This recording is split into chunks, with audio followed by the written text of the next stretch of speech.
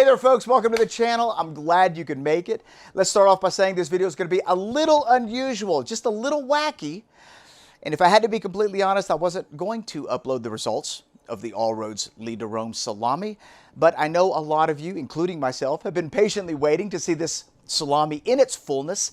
And despite what happened, we are going to proceed with the show. So what am I tripping about? Well, over 10 months ago, 11 months ago, all of the footage that was filmed on how we made the All Roads Lead to Rome salami got accidentally deleted. This morning I'm checking the computer, trying to finish up the project, and there are no files to be found. But that's okay, because I will talk you through the process. And it is kind of unfortunate because the process was actually pretty cool. So here's the concept. I wanted to make a salami that weighed 11 and a half, almost 12 pounds. I'm talking huge, 7.5 inches in diameter, 7 inches tall, all right? But I didn't want it to be a regular salami. I wanted to incorporate, we got a lot of space to fill. I wanted to incorporate some interesting flavors. And so I thought it would be fun to layer different flavors of salami in the mold that I was going to be using. With that in mind, I thought it would be fun to have all of those flavors be of an Italian variety. So we have the soppressata. We have the Genoa salami, the Calabrese salami, and then, of course, the Finocchione salami, some of the most iconic salami in Italy. But I didn't want to stack the different flavors of salami directly on top of each other because I wanted each one of them to stand out. And honestly, I didn't know what was going to happen. I didn't really know what they were going to look like by the time they dried.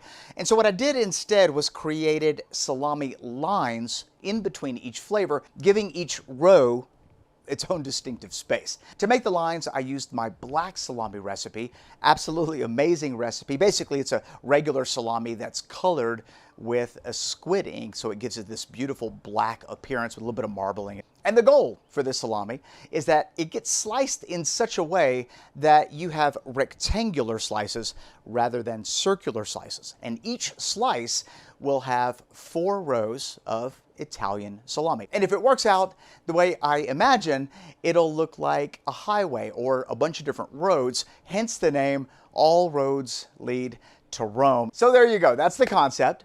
The salami's been drying for 10 and a half, 11 months in the sausage maker's dry curing cabinet. We had a target of 40% weight loss. Let's go pull it from the cabinet, weigh it, talk a little bit about it, slice it up, and see how it looks. And just as a point of reference, I'm going to show you footage from a previous video where we made salami in a similar fashion. So I took the largest cheese mold that we had and lined it with a collagen sheet. These collagen sheets are great. They came from the sausage maker, perfect for whole muscles or doing projects like this. Once the mold had its lining, I then began layering the salami. So the first layer was, whatever flavor we added, and then we came back with the black salami, did the same thing with the next layer, then the black salami, so on and so forth, until we reached the top, and then we just wrapped the collagen sheet over the top to cover it all up. I then added a follower, which is nothing more than a stainless steel plate, and then put a weight directly on top of it to press everything down. And if you don't have a mold like this, you can always use a springform pan, the kind of pans that are used to make cheesecake. That would work beautifully. I left it on the countertop for 18 to 24 hours so that the meat could ferment, and we were targeting a pH of anything between 5.2 and 5.0. So as you can see, the process of how we made the All Roads Lead to Rome salami is just a very typical salami making process. The only difference is that we were playing with 5 flavors instead of 1. All right, so once we hit our pH target, we pushed the salami out of the mold, and this is very similar to what ours looked like. It's now time to place this into the dry curing cabinet, where the temperature is 55 Fahrenheit or 13 Celsius, and the humidity averages about 80%. Now you could do this in a basement or cellar as long as you have those parameters. 11 months later, this is what our finished product looks like. The chamber we're using is from the sausage maker, keeps the humidity and the temperature beautifully. Look at that. Huge salami. Let's go and bring it into the other room, give it a little peek. Loving the way this feels as I'm giving it a squeeze. It feels uniformly dried. It feels like the density is the same throughout. The alternative is that it might feel like it has a bit of a crust, but the inside is still soft, and that's definitely not a good sign. That's more of a sign of case hardening. And that's one of the tricky parts about making a salami this size, is getting it to dry evenly. But if you have a chamber that can properly manage the temperature, humidity, and even airflow to some extent, you should be okay. Now, when we slice this, we're not going to slice it like this. Obviously, this is the more traditional way to slice a salami, and you'll end up with these discs, but we lose the effect of all the different flavors. And so what we want is all of those flavors right there in one slice. And so what we're going to do is, instead of slicing it with the disc, we're going to slice it along the side, just like that. And this should give us the effect that we're looking for, where we get the 4 different flavors of salami separated by the black salami. Let's give it a quick smell. Wow. That's incredible. This smells nothing like a traditional salami that's been covered in mold. Matter of fact, the mold has gone through several stages over the last 9 or 10 months. It has a slight floral aroma, definitely picking up a buttery, almost kind of like macadamia nut kind of thing going on. I'm not getting a lot of funky. I'm not getting a lot of earthy. I'm definitely picking up more of the sweeter notes. Wow, that just smells incredible. And there is one thing that I want to talk about when it comes to, making salami. We made a post recently where we were at I don't remember what we were at, 33 or 35% or something like that. And I posed the question, should we go ahead and just call it? Or should we wait till we get to 40%?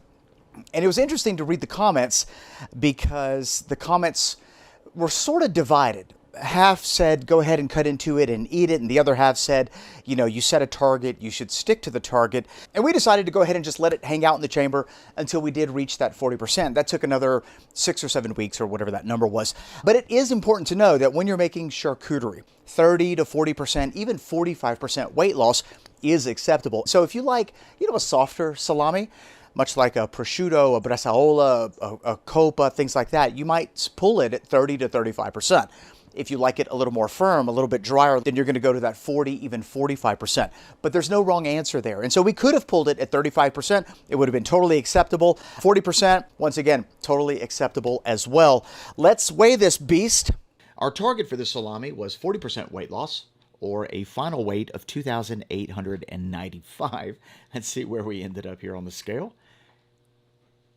All right, 2,894. Perfect. So we're at 40 point whatever percent weight loss, and that's okay. But like I said, anything between 30 to 40 is acceptable. 30 is actually fairly soft. I'm not a fan of the 30% weight loss mark when it comes to salami. When it comes to whole muscles, I actually don't mind a slightly softer chew. But when it comes to salami, I tend to prefer, 35 and higher. And look at that. Wow. That's the Genoa right there on top. Absolutely beautiful. Great looking color. Marbling looks nice. And one thing that's slightly concerning me right now, and my stomach just sank, is that my hands feel a little greasy. So not sure how that's going to play out. We'll see here in a minute. Let's turn it on its side and give it a slice. Then we'll give it a taste.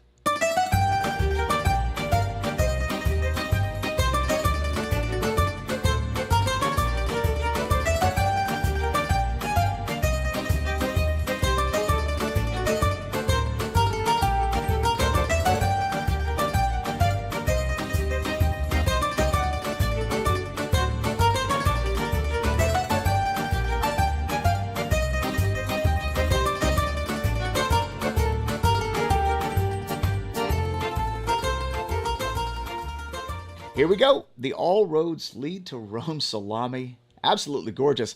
This is exactly the look that we were going for. 4 distinct flavors separated by our black salami.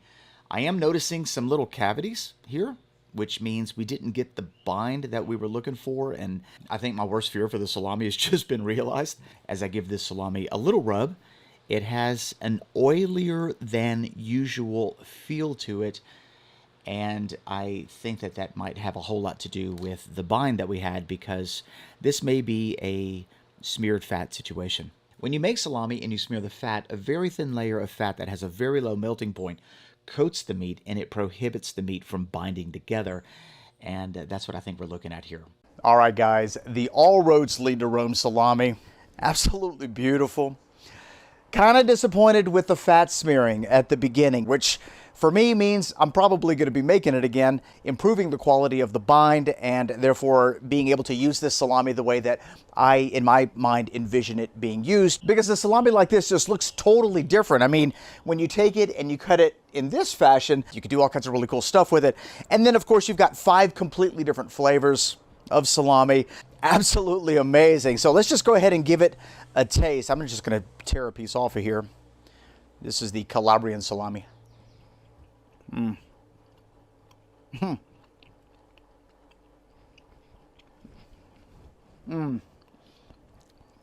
Such a good salami. Definitely a little greasier than it should be. The flavor is totally there. And I'm loving the way that it dried. Let me get into the finocchione part here. That's delicious. We have 2 flavors left, and I'm just going to roll this up. That does hold together a little bit better. Not as much as I want, but there we go. That's what that looks like.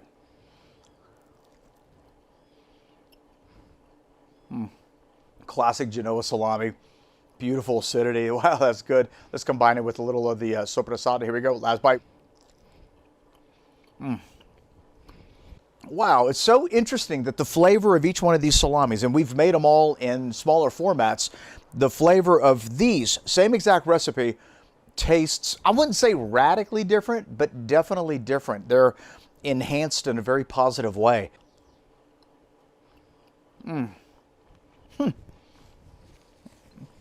Almost like this enhanced, like cheesy quality, like a really pleasant cheesy quality, kind of like a really good parm. We've made all 5 of these flavors. You can find the recipes on our website, but we've only made them in smaller diameters.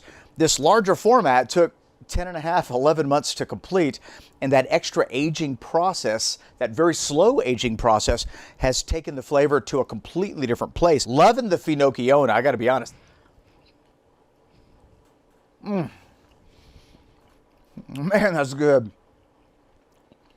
Thinking about this salami, obviously, I'm incredibly disappointed. I mean, what a tough lesson to learn, right? Okay. With that being said, a lot of things to love about it. For starters, the flavor is off the charts. I've never had a salami that had such developed flavor. So each one of the layers is exponentially better tasting than the smaller diameter versions.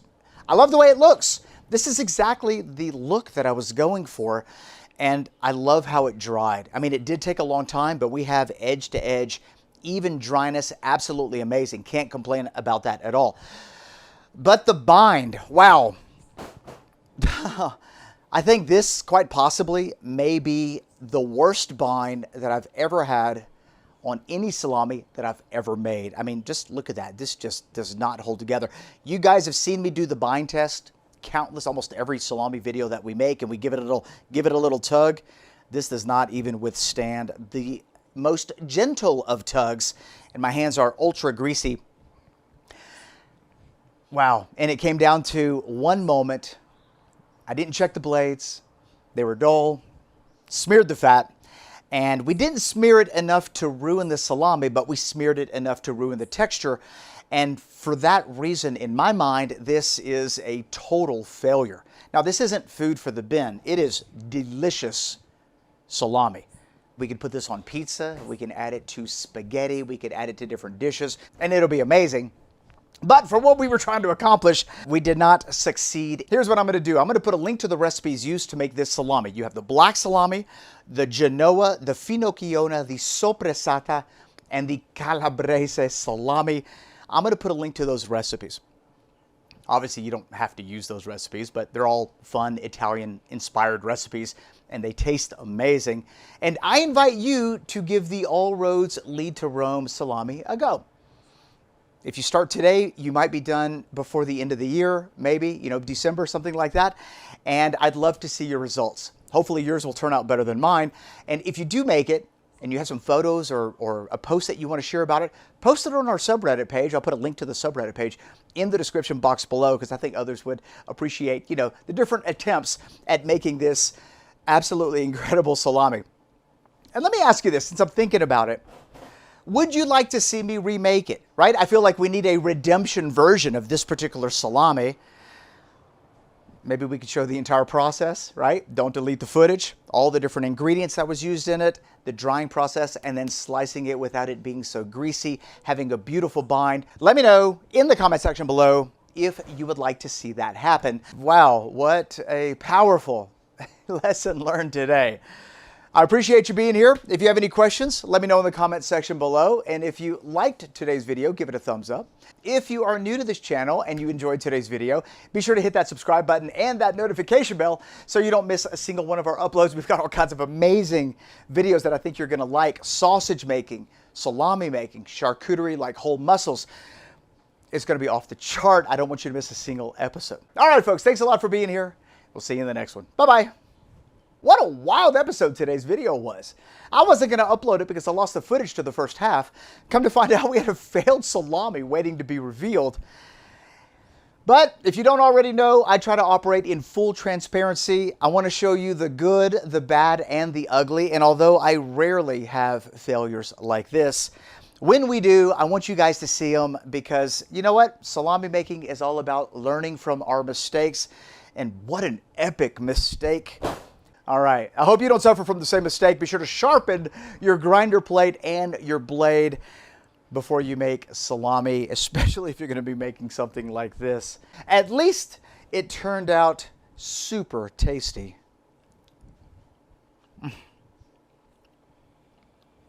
Wow. That is awesome. It's spicy.